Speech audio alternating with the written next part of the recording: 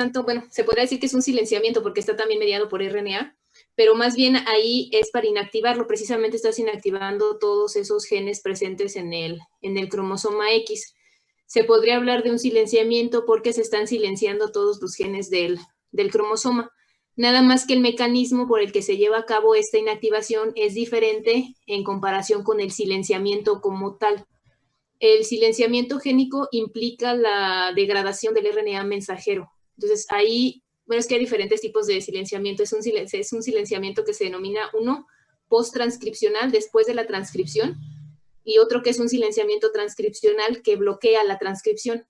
Uno actúa a nivel del RNA mensajero ya que se formó, lo degrada, y el otro evita que el RNA se transcriba, se lleve a cabo la transcripción. Entonces, en sí lo que vas a hacer es apagar un gen. Como vimos en el caso del cromosoma X que se inactiva, ahí también los genes que están presentes en el cromosoma X van a estar inactivos, van a estar silenciados.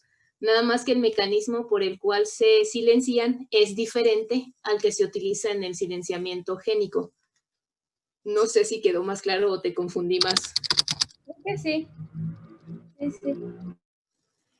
Y ahorita déjame buscar una imagen donde venga el silenciamiento, la maquinaria de silenciamiento. Inclusive el mecanismo de silenciamiento también implica una remodelación de la cromatina, que es precisamente el tipo de silenciamiento transcripcional. Mira, te lo voy a mostrar. Esta es una imagen así de... Ahí está. Ese es el mecanismo de silenciamiento, donde partes de un RNA de doble cadena. Ese es el mecanismo que lo va a encender. Entonces, el silenciamiento se parte de un RNA de doble cadena. Este es un complejo de proteínas que se denomina Dicer, que reconoce este RNA de doble cadena, y al momento que lo reconoce se une a él, y esa unión hace que se acople el sistema RISC. RISC también es un complejo de proteínas que se encarga de cortar el RNA. Aquí es RNA de interferencia, o sí, precisamente es el RNA de interferencia. Entonces RISC lo corta y genera un RNA de cadena sencilla. Este RNA de cadena sencilla es complementario al RNA mensajero que se está generando en la célula. Entonces, el complejo RISC se une al RNA mensajero y lo corta, lo degrada. Entonces, al momento de que se degrada, se inhibe la traducción. Y lo mismo va a suceder. Aquí lo que puede suceder es que RISC amplifique el RNA, ahora sí que se utilice para amplificarlo, generar más copias y activar nuevamente el silenciamiento. En sí, el silenciamiento es que se corte el RNA mensajero que se está generando del gen. Aquí está el gen que se está expresando, y el sistema RISC lo degrada el mensaje, entonces ya no se traduce. Ese es el silenciamiento post-transcripcional. Y toda esta serie de, ahora sí que todo este mecanismo puede llegar a inducir el silenciamiento transcripcional dependiendo de qué tanto RNA de doble cadena se esté generando. Entonces, eso le manda una señal a la célula que dice, ¿sabes qué? Hay que apagar ese gen porque me está generando RNA de doble cadena que para la célula es algo aberrante. Entonces, se apaga la función del gen. Se manda la señal y se activan unos complejos que se llaman complejos remodeladores de la cromatina, y precisamente hacen modificaciones en las histonas similares a las que vimos en la inactivación del cromosoma X, que va a ocasionar que la cromatina se compacte y va a ocasionar que este gen ya no se exprese. Entonces, este es el mecanismo de silenciamiento. Ok, gracias. No sé si más o menos quedó. Ya me contestó un poquito más mi duda. Y en el caso de los, por ejemplo, es un mecanismo, el mecanismo de silenciamiento es un mecanismo de protección que tiene la célula contra RNA de doble cadena. El RNA de doble cadena es una señal que le indica a la célula que algo no está bien, que algo está mal. y principalmente se utiliza como un mecanismo para precisamente atacar virus, precisamente virus de RNA, que una parte de su ciclo para replicarse implica una etapa de RNA de doble cadena. Entonces es un mecanismo de defensa que tiene la célula. Y se puede, ahora sí, técnicas de biología molecular que te permiten silenciar genes, apagar la función de genes mediante silenciamiento. Y este sistema lo descubrieron en plantas. Inclusive la célula activa este sistema cuando hay niveles anormales de algún RNA mensajero que se esté produciendo mucho en altas cantidades. Entonces eso ocasiona también una señal a la célula que dice, ¿sabes qué? Hay que apagar ese gen porque nos está produciendo demasiado. Entonces ese mecanismo de silenciamiento se aplica y ahora sí que se inhibe la función del gen. Y lo descubrieron en petunias, en flores. Querían hacer las petunias más moradas, que tuvieran una coloración más intensa. Entonces las modificaron genéticamente de tal forma que les insertaron el gen, si mal no recuerdo, era una enzima que se denominaba chalcona sintasa, que estaba implicada en la generación del color. Entonces sobreexpresaron ese gen, hicieron que la planta expresara más, y en lugar de obtener petunias con un color más intenso morado, obtuvieron petunias blancas.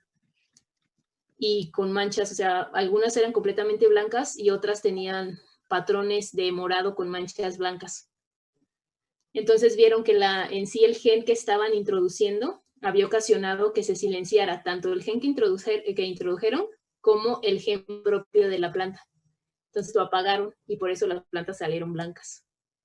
Y de ahí se descubrió este mecanismo de silenciamiento, que ahorita también lo están utilizando como estrategia precisamente en terapia génica, lo que veíamos al inicio, no sé si se acuerdan. Sí. No sé si quedó más, si respondí tu pregunta o te hice más bolas. No, sí, creo que sí.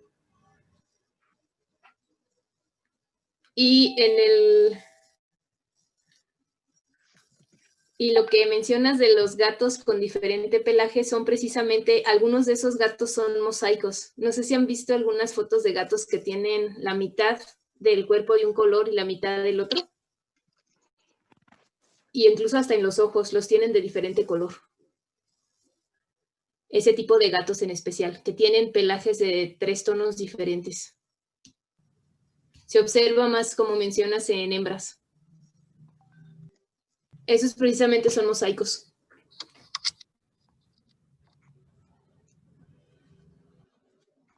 Esa pigmentación se debe a eso, a esa presencia de mosaicos, diferentes líneas, poblaciones celulares con diferente carga genética.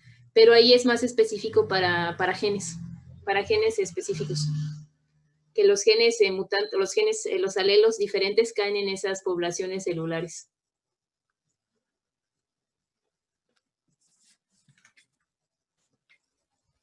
¿Alguna otra pregunta?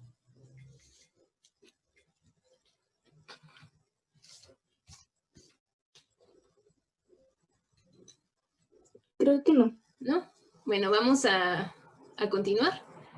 Habíamos visto el síndrome de Klinefelter, que es precisamente tener un cromosoma extra X. En el caso de los varones, se puede tener hasta 48X, que sería XXXY, o 49XXXXY. Y como vimos en el caso de la inactivación del cromosoma X, pues los cromosomas X van a estar inactivos. Y los que ocasiona ahora sí que las afectaciones fenotípicas, pues es los genes que escapan a esa inactivación y que son sensibles a dosis génica. Quiere decir que si están presentes en varias copias, pues van a tener una afectación. El siguiente tipo, en este caso la trisomía en los cromosomas sexuales, es el denominado la trisomía XXX. En este caso son mujeres, no se tiene el cromosoma Y. El cariotipo es 47XXX, aquí están los 3 cromosomas X. Tiene una incidencia de 1 en 1000 o a 1200 mujeres. Aquí, debido a la inactivación del cromosoma X, pues no se ve afectada la fertilidad en la mayoría de los de los casos y el desarrollo es completamente normal. No hay ahora sí que no hay un síndrome característico a esta trisomía, simplemente se denomina trisomía XXX o anteriormente se conocía como supermujer. Ya actualmente no se usa mucho este término, se denomina más como trisomía X en el cromosoma X. Aquí los individuos pues están muy poco afectados debido precisamente a la inactivación del cromosoma X. La principal causa es una no disyunción del cromosoma X durante la meiosis 1 y es de origen materno. Y también, similar al síndrome de Down de Edward y de Patau, está relacionado con la edad de la madre. Entre más edad tenga la madre, más probabilidades hay de que se presente. Aquí 2 de los cromosomas pues están inactivos y debido a esto pues raras veces se observan anomalías físicas. Una de las características que se ha visto en algunos casos es una estatura mayor, en el caso de las mujeres, una estatura mayor a aproximadamente, bueno, una mayor al promedio, estamos hablando de 1.7 o 72 metros, por ejemplo, alturas son altas, una altura mayor del promedio. La fertilidad es normal, el desarrollo se da de los caracteres sexuales secundarios se da de manera normal y en algunos casos se han presentado disfunción ovárica, es decir, los ovarios no funcionan de forma correcta, pero eso es en casos así aislados. Hay ahora sí que hay un pequeño riesgo nada más de pasar el cromosoma X a la siguiente generación. No se ha demostrado que sea completamente, ahora sí que un 100% de riesgo de que se pase el cromosoma X a la siguiente generación, debido a que como no se ve afectada la fertilidad, pues estas personas pues sí pueden pasar ahora sí que la información a la siguiente generación. Se han observado incluso casos con hasta 4 o 5 cromosomas X y sucede algo similar que en el síndrome de Klinefelter, en el cual los demás cromosomas X se van a encontrar inactivos. En estos casos, en este tipo de cariotipos, aquí se observa un poco más de afectaciones fenotípicas, reduce la fertilidad, se ve reducida la fertilidad en estos casos. Y más que nada es lo que se observa. Y una disminución bueno, no es una disminución, sino que se observan los caracteres sexuales secundarios en menor, ¿cómo se dice? Bueno, por ejemplo, se observan los pechos más disminuidos, pechos pequeños. Y también hay menor producción de vello púbico y axilar. Y esto debido a la presencia de más cromosomas X. Entonces, en sí, la trisomía XXX tiene menos afectaciones físicas. En este caso se ve afectado en un menor grado el fenotipo debido a la inactivación del cromosoma X. Y afecta únicamente a... Bueno, en la diapositiva anterior, ¿puede volver a repetir o sea, lo que pasa con eso de que tienen 4 o 5 cromosomas X? Cuando se tienen 4 o 5 cromosomas X, tiene presentan una mayor afectación. Por ejemplo, se ve reducida la fertilidad.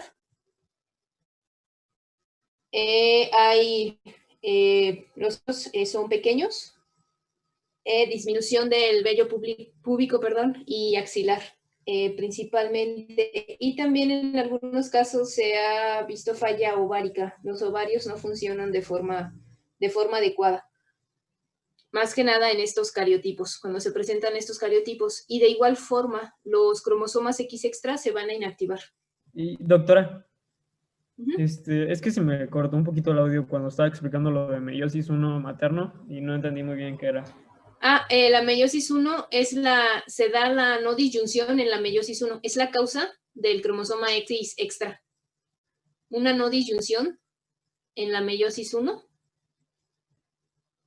de origen materno, en la mayoría de los casos.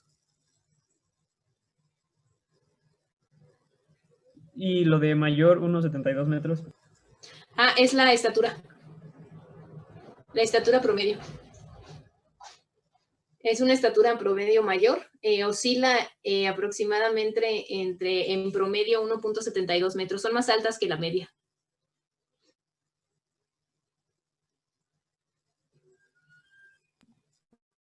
Gracias. De nada. Y el siguiente es la monosomía del X. Aquí es una de las monosomías que es compatible con la vida. Es la única monosomía compatible que tiene una mayor tasa de supervivencia. Es el síndrome de Turner. El cariotipo es 45X. Aquí falta el otro cromosoma X. Como es ausencia ahora sí que no está presente el cromosoma Y, son mujeres en este caso. Y ahora sí que la afectación se debe precisamente a la falta del X. Este cromosoma no se inactiva, porque si se inactivara, pues quedaría anulisómico para el X y pues los efectos serían devastadores. Entonces, la monosomía del cromosoma X es la única monosomía que es compatible con la vida, con la supervivencia, y que tiene una tasa de supervivencia mayor. Las demás monosomías de todos los demás cromosomas son incompatibles con la vida. Entonces, aun cuando es compatible con la vida, tiene una alta tasa de letalidad, aun cuando hay, ahora sí que individuos que han logrado sobrevivir, tener ahora sí que una esperanza de vida alta. Un ejemplo es esta actriz, es Linda Turner. Ella tiene síndrome de Turner, tiene aproximadamente 75 años. Y es un ejemplo de que sí tiene, ahora sí que una vez que tiene altas, ahora sí que sí tiene esperanza de vida el individuo que tiene el síndrome de Turner, aunque la mayoría muere antes del nacimiento. El porcentaje es que el 99% mueren antes del nacimiento, lo que corresponde o lo que se tiene relación con las monosomías son incompatibles con la. Sin embargo, la monosomía del X sí tiene una tasa de supervivencia. Entonces, aquí las personas con síndrome de Turner pues muestran un fenotipo característico. El más característico es la morfología entre lo que viene siendo el cuello. Aquí tienen unos hombros anchos y el cuello muy, muy reducido. Es una de las, ahora sí de las características, ese cambio en esa morfología que presentan en el cuello y los hombros anchos. Y otra también característica es la baja estatura. Tienen una estatura promedio menor a 1,5 metros. Estamos hablando de 1,5 metros hacia abajo.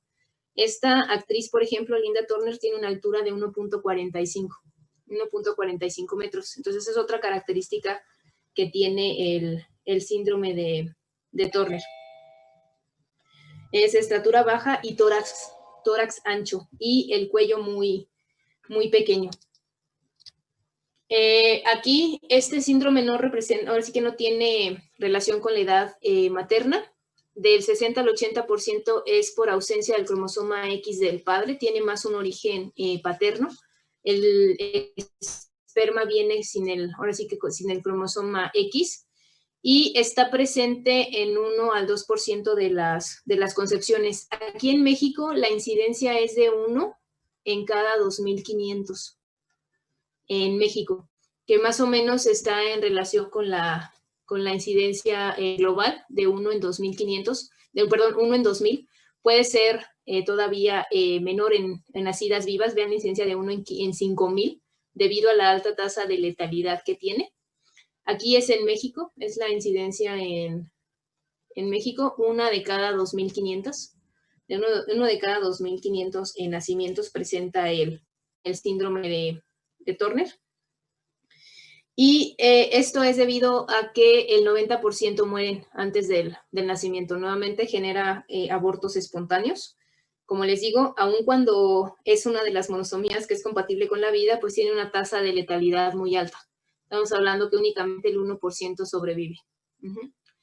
Uno llega ahora sí que llega a término y sobrevive. Generalmente los que sobreviven es porque presentan mosaicos. Es un factor que ayuda a la supervivencia. Y la muerte está relacionada principalmente por defectos cardíacos. Los defectos cardíacos son la principal causa de la muerte. Entonces, debido a esto, es porque, bueno, tiene una alta tasa de letalidad. El síndrome de Turner se puede detectar mediante la técnica de Fish, pero se tendría que utilizar un diagnóstico prenatal si se quiere diagnosticar antes del nacimiento. Entonces, se puede diagnosticar mediante igual una amniocentesis, se toma la muestra, se obtiene el cariotipo y por la técnica de Fish se puede detectar incluso en las células en interfase. Se utiliza una sonda específica para el centrómero del cromosoma X, una sonda específica para el centrómero del Y se ve ahora sí que se ve el resultado.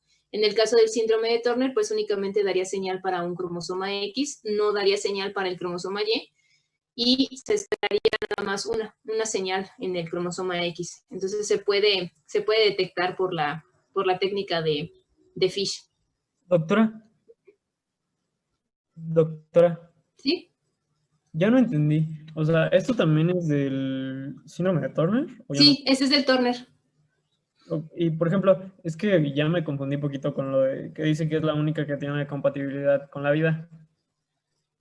En el caso de las monosomías,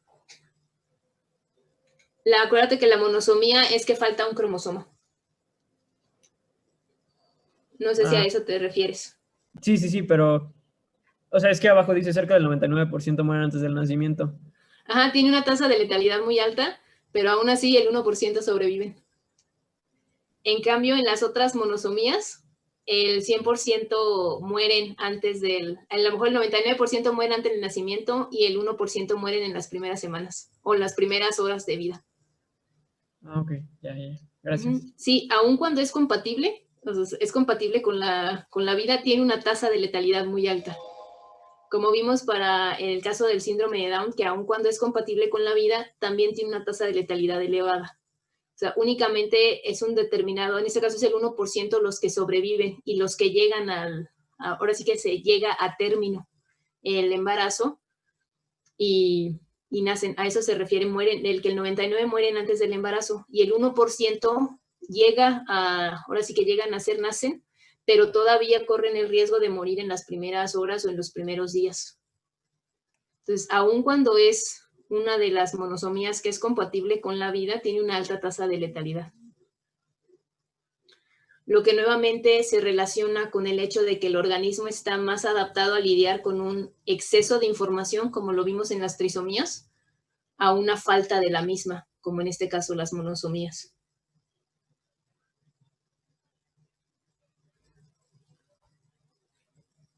¿Alguna otra pregunta? ¿Estas personas son infértiles? Sí, en algunos casos se presenta infertilidad. Presentan amenorrea primaria, es decir, falta del ciclo, falta de menstruación, pero esto se puede arreglar si se les da un tratamiento hormonal antes de la pubertad.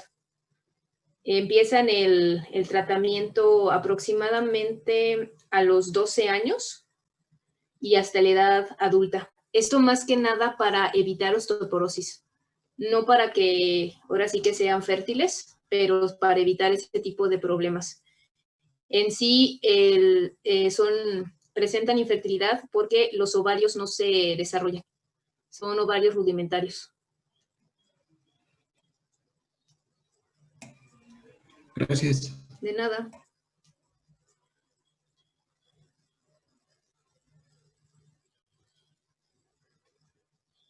Sí, también en algunos casos, por ejemplo, se ha visto que hay ausencia de caracteres sexuales femeninos, es decir, los ovarios es únicamente tejido fibroso.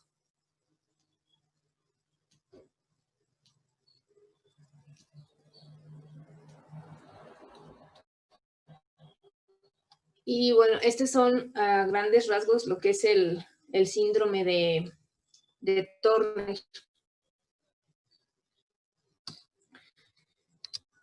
Y la otra aneuploidía en el caso de los cromosomas sexuales es el síndrome XYY.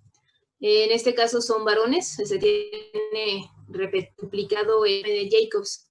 Esta tiene una mayor incidencia, vean, es mucho más frecuente. El cariotipo es 47XYY, ahora sí que son los chicos YY. Y tienen una incidencia de 1 en cada 800 a 1000 nacimientos vivos. Solo el 12% son diagnosticados debido a que no presentan afectaciones fenotípicas características. Lo único que se ve afectado es la fertilidad. La tasa de fertilidad es lo que se ve afectado. Por eso no se diagnostica, porque prácticamente tienen un fenotipo normal y se llega a diagnosticar a menos que se tengan problemas de fertilidad. Ahora sí que es la única característica, los problemas de fertilidad, que es cuando se puede dar el diagnóstico. Por eso en la mayoría de los casos no se diagnostica porque son completamente normales. Aquí la característica que se tiene es que los varones tienden a ser más altos de la media, arriba de 1,80. Es una de las características que se tiene registrado para este síndrome. Y los 2 cromosomas Y pues son heredados del padre. Este tiene un origen completamente paterno. Ahí el padre es el que lo transmite. Y se ocasiona por una no disyunción en la meiosis 2 paterna. Es decir, el espermatozoide tiene 2 cromosomas Y. Y no se transmite a la siguiente generación. Este no es heredable. El síndrome, en este caso, no es heredable. Y nuevamente se menciona que no se transmite a la siguiente generación porque estos individuos no se ven afectados en la fertilidad, no son infértiles. A lo mejor tienen problemas de fertilidad, pero se pueden resolver. Entonces no son completamente infértiles. Por eso se da ahora sí que la aclaración de que este no se transmite a la siguiente generación. Y tampoco existe relación con la edad del progenitor. Aquí, como es ahora sí que de origen paterno, no hay una relación entre la edad del padre y la incidencia del síndrome. Entonces, este es el último, una de las aneuploidías más, en el caso de los cromosomas sexuales. Y aquí el gen que estaría repetido, bueno, aquí la implicación es que como el cromosoma Y no tiene muchos genes, por eso no se ven afectados de forma tan severa. Como el cromosoma Y contiene pocos genes y la mayoría de esos genes está relacionado con el desarrollo de los caracteres sexuales secundarios, no hay una afectación tan severa como cuando falta, por ejemplo, una porción del cromosoma o tenemos repetido el cromosoma X, que tiene un mayor número de genes. Entonces, aquí no se ve una afectación severa en lo que es el fenotipo del individuo, salvo lo de la altura, que se ha visto una característica en algunos de los casos. Y se creía anteriormente que este síndrome estaba involucrado en un comportamiento más violento por parte del individuo. Posteriormente se comprobó que no había relación entre la presencia de 2 cromosomas Y y ahora sí que un comportamiento más agresivo. Más que nada eso se llegó a esa conclusión de que ahora sí que podría existir esa relación porque el estudio se hizo en una prisión. Entonces había un factor ahí ambiental que predisponía a ese comportamiento. Ya posteriormente se comprobó que no existe relación entre tener 2 cromosomas Y un comportamiento violento o más agresivo por parte del individuo. O que hubiera algunos problemas del síndrome XYY, o también se le conoce como síndrome de Jacobs. Y tenemos el cromosoma Y repetido. ¿Alguna pregunta hasta aquí o dejamos las preguntas hasta el final? Si quiere hasta el final, doctora. Bueno, entonces antes de comenzar con las anomalías estructurales, voy a reiniciar la sesión porque queda aproximadamente 1 minuto y medio, entonces no se vaya a cortar.